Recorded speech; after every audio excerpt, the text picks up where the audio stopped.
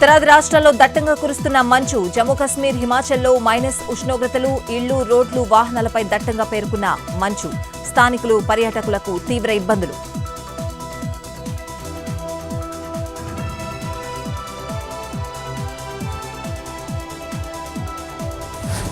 ఢిల్లీలో 400కి పైగా విమానాలు ఆలస్యం. 45 సర్వీసులు రద్దు. రైలు, విమాన సర్వీసులపై పొగమంచు ప్రభావం.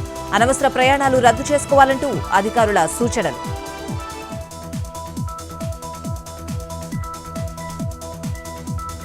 చైనాలో శరవేగంగా వ్యాపిస్తున్న హెచ్ఎంపీవీ వైరస్ ఎప్పటికప్పుడు మానిటర్ చేస్తున్న ప్రపంచ ఆరోగ్య సంస్థ. చైనాలో వైరస్ వ్యాప్తితో అప్రమత్తమైన భారత్.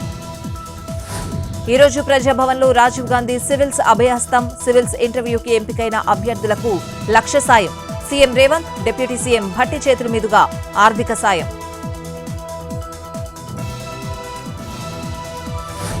ముంబై తరహాలో ఏపీకి విశాఖ ఆర్థిక రాజధాని, నాలెడ్జ్ హబ్, టూరిజం హబ్ గా మారుస్తామన్న సీఎం చంద్రబాబు.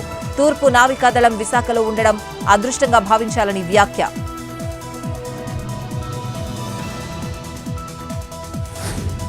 తెలంగాణలో వ్యవసాయ యోగ్యమైన భూములకు రైతు భరోసా. ఇందిరమ్మ ఆత్మీయ భరోసా పథకం కింద సాయం.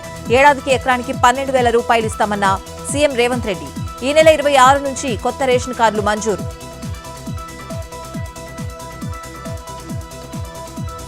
కూటమి ప్రభుత్వంపై మాజీ సీఎం జగన్ విమర్శలు. ప్రజలకు ఇచ్చిన వాగ్దానాలను గాలికి వదిలేశారంటూ ట్వీట్.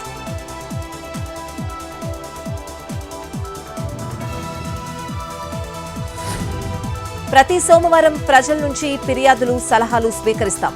హైడ్రా కమిషనర్ రంగనాథ్ కీలక నిర్ణయం.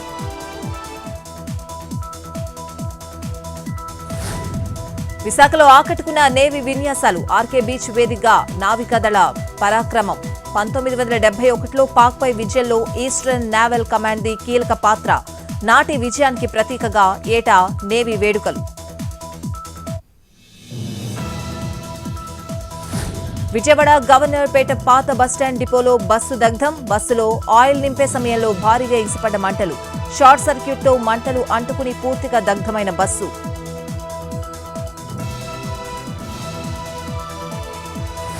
ఇవాళ ఢిల్లీలో ప్రధాని మోడీ పర్యటన. 12,200 కోట్ల విలువైన బహుళ అభివృద్ధి ప్రాజెక్టులకు శ్రీకారం. పలు ప్రారంభోత్సవాలు చేయనున్న ప్రధాని మోడీ.